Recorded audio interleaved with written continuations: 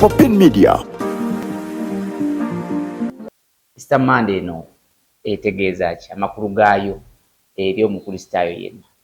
Abalungi abatuuliza twagala kwebaza Katonda. Nze omusumba Joseph Musana Mukisa, si Musana wabula Musana Mukisa, nga nsumba ekkanisa eno eya Nazigo Prayer Palace Christian Center esangibwa wano town council yaffe eye Nazigo Kalinga district. Ni musajja mufumbo n'omukyalo omu atwebaza Katonda atuwadde ekisa.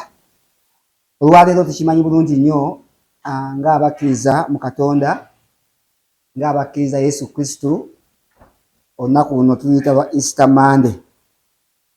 Easter Monday lunaku lukulu nnyo eriffe nga abakkiriza mu Bayibuli, era waliwo ensonga lwaki tuluwa ekitiibwa, tulutwala nga lwa nkizo, era nga nkubiriza buli muntu yenna abenga olunaku luno alussaamu ekitiibwa.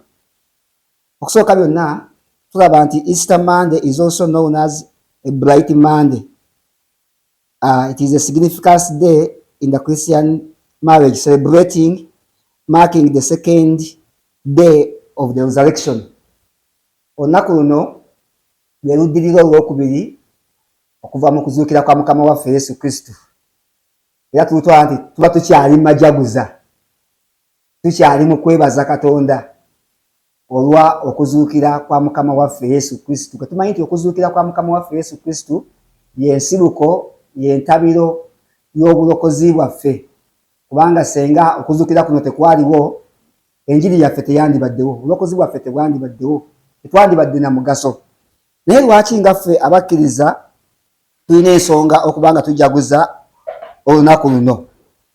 Tujaguza olunaku luno ekisooka ensonga esooka nga bwengambye, tuba tukyali mazuukira ga Mukama waffe Yesu Kristo.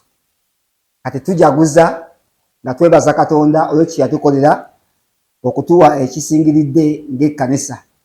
Olunaku luno lwa ssanyu, lwa maanyi era lwa mugaso nnyo, ensonga lwaki tulujaguza.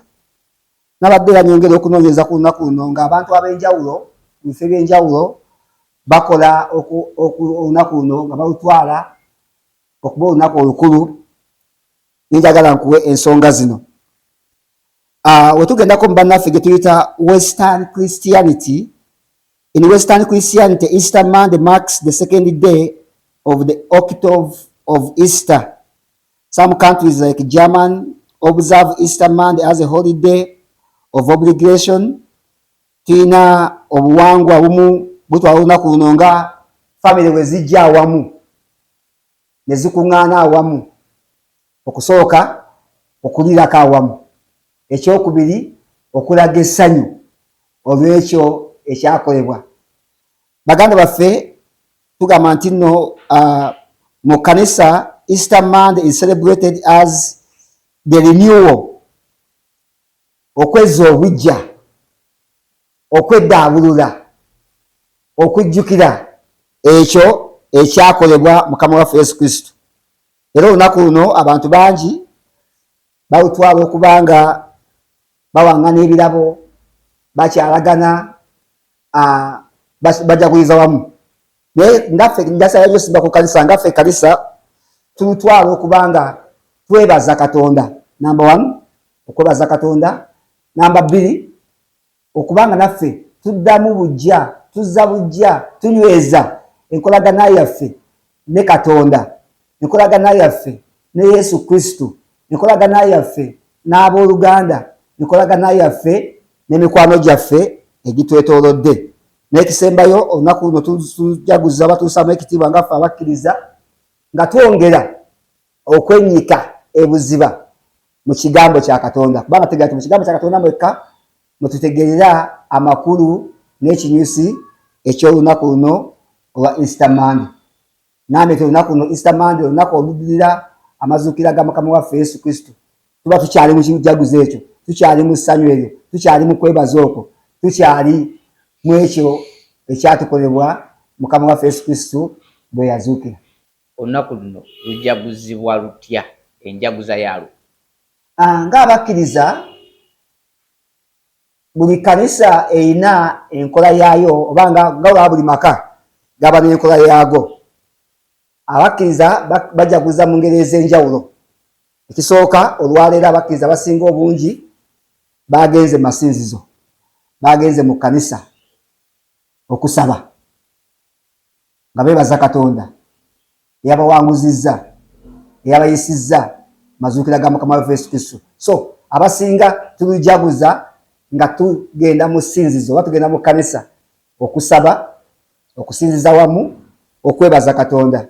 Ate abalala basalawo ne bakola zi parties, family parties, era naye nga bakkiriza ne bayita abantu ab'enjawulo okubazzaamu amaanyi. Nebaza Katonda olunaku olwaleero wano ku Prayer Palace olunaku luno tugenda lujaguza mu ngeri ey'enjawulo. So wano tugenda kuba nga tulujaguza nga tuyigirizibwa, nga tutendekebwa mu kigambo kya Katonda.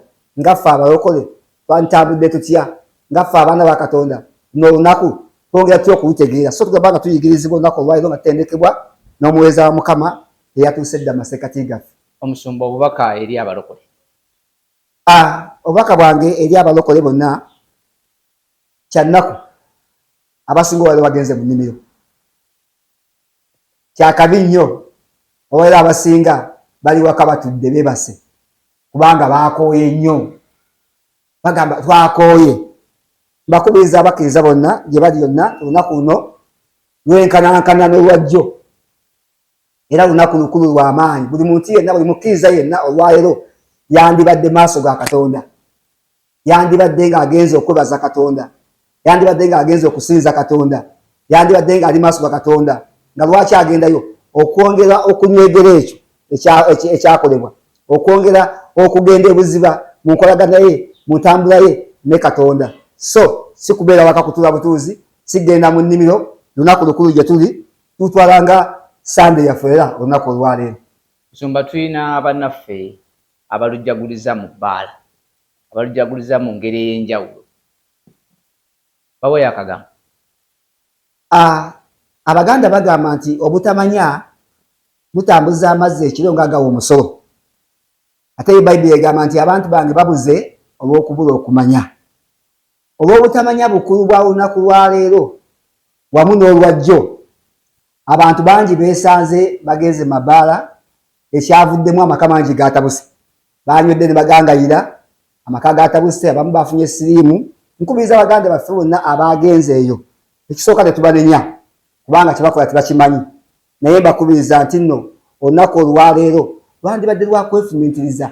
Lowoozaamu gwani okubanga okyali mulamu. Lowoozaamu bameka abali mu malwaliro. Lowoozaamu bameka bebaziise. Katonda oyo akuleseewo, akoleseewo ekigendererwa. N'ekyo Baganda baffe bonna abalowooza n'abakedde genda mabaala maloogi eyo, badde mbasaba beekube mu kifuba olunaku luno batwale ng'ensonga, badde eri Katonda kubanga yekka yasobola okusonyiwa ebibi by'abantu. Ensonga ezimu ezamutwala ku musalaba kubanga atufiirira tuweebwe obutuukirivu, tusonyiibwe ebibi byaffe. Kati olwaleero bantu badde beekuba mu kifuba ne badda eri Katonda, ne bategeera nti Katonda yasobola okutaasa. Abantu banoonya ssuubi, banoonya bulamu, banoonya kubeerwa, naye okubeerwa kuli eri Katonda. So olunaku olwaleero mbayita yonna gye bali badde eri Katonda kubanga Bayibuli egamba nti nno bwe tunaddanga gy'ali naye anaakumangawo gye tuli.